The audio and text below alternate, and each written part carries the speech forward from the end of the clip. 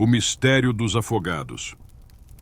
O rio que cortava a cidade de Breves, no coração da Amazônia, sempre foi uma fonte de vida para os pescadores locais. Suas águas, tranquilas pela manhã, traziam peixes e sustento.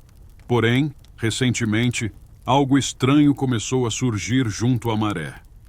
Ao amanhecer, os pescadores encontravam corpos flutuando na superfície, não de animais, e tampouco de pessoas conhecidas. Eram algo diferente, algo que os olhos humanos não conseguiam compreender à primeira vista. A primeira descoberta aconteceu com Pedro, um dos pescadores mais experientes da região. Ao puxar suas redes, ele avistou algo preso entre os galhos submersos. Pensando que fosse apenas um tronco, aproximou-se. Mas quando a coisa virou ao ser tocada pelo remo, o que viu o fez recuar. O corpo tinha proporções humanoides, mas não era humano. A pele, viscosa e acinzentada, reluzia à luz fraca do amanhecer. Seus olhos, esbugalhados e opacos, estavam completamente alheios à vida, e suas mãos, longas e finas, lembravam garras, agora relaxadas na morte. O pânico tomou conta de Pedro, que voltou para a vila sem uma palavra. Não seria fácil explicar o que havia visto. Ele contou aos outros pescadores que algo estava errado, que algo sombrio havia surgido nas águas, mas ninguém lhe deu ouvidos até que mais corpos começaram a aparecer. Nos dias seguintes, os relatos se multiplicaram.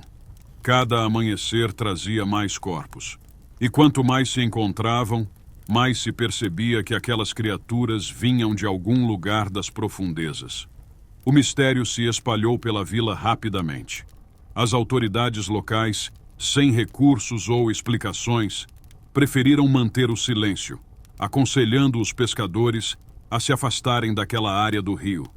Mas os boatos corriam. Diziam que os corpos não eram apenas criaturas desconhecidas, mas monstros que habitavam as profundezas do rio desde tempos imemoriais. Outros sussurravam sobre uma maldição, algo que fora despertado pela pesca excessiva ou por alguma presença que não deveria ser perturbada. Entretanto, o pior ainda estava por vir. Certo dia, após uma noite de forte tempestade, os corpos não apareceram apenas no rio.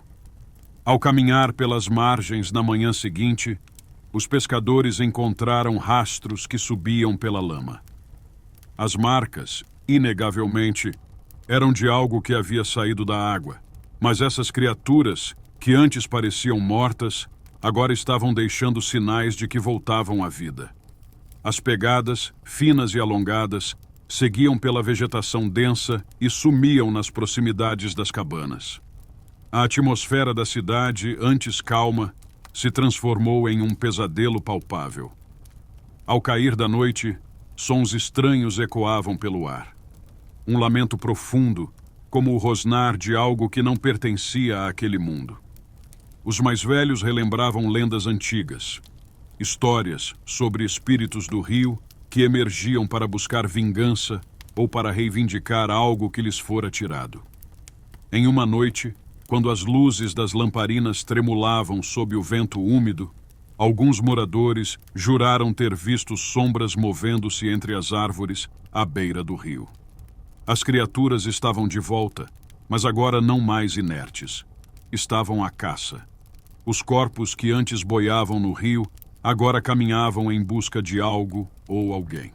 E seus passos, leves como a brisa, aproximavam-se das casas, levando consigo o cheiro pútrido das águas escuras.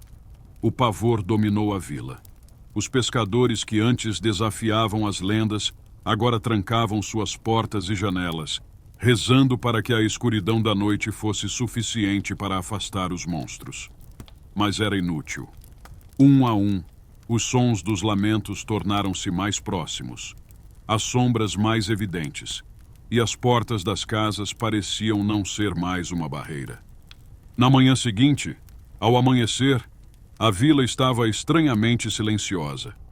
Os poucos que ousaram sair viram as mesmas pegadas na lama, mas agora misturadas com marcas de luta, como se algo tivesse sido arrastado de volta para o rio. Algumas cabanas estavam vazias, seus moradores desaparecidos. Ninguém ousou falar, mas todos sabiam o que tinha acontecido.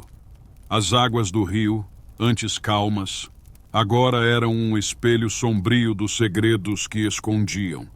E aqueles que haviam desaparecido, pescadores e criaturas, jamais seriam encontrados.